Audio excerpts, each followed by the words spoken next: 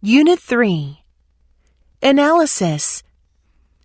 It has been said that most people listen with the intention to reply rather than to understand. Your job as a mentor is to facilitate your mentees' thinking and not to try and do it for them, no matter how tempting that may be. If, during a mentoring session, you realize you're doing most of the talking, then I'd respectfully suggest that you just stop, sit back, and listen.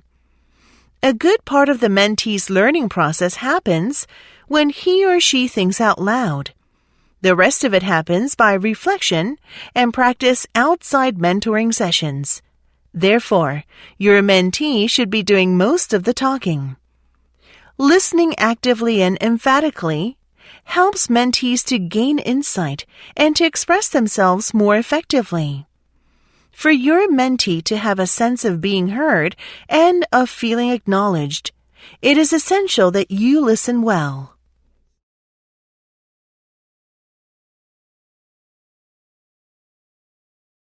Practice. Number 1.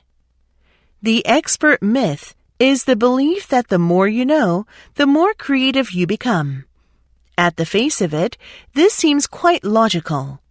The rationale is that in order to be truly creative, one must master a field or a domain. Creativity often requires some level of expertise, but expertise and creativity are nonetheless very different things. Someone can know a great deal about something and yet show little creativity in that domain.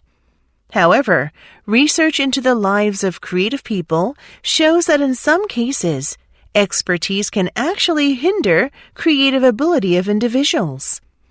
As expertise grows, creativity sometimes diminishes. Sometimes the best insights come from those outside a particular field.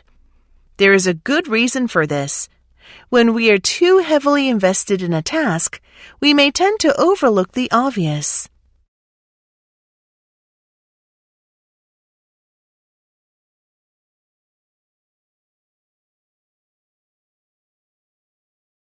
Number 2.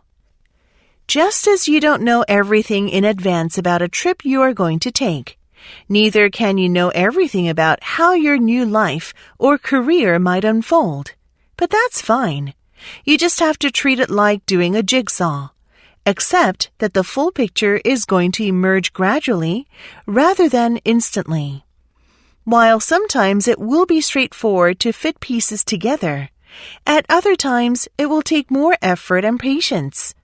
Sometimes you will find interesting pieces that open up a whole new section, and at other times you may find pieces that don't seem to belong anywhere right now.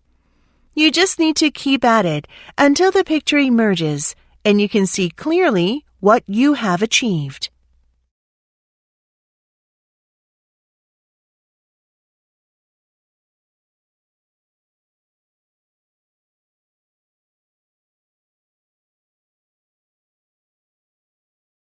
Number 3.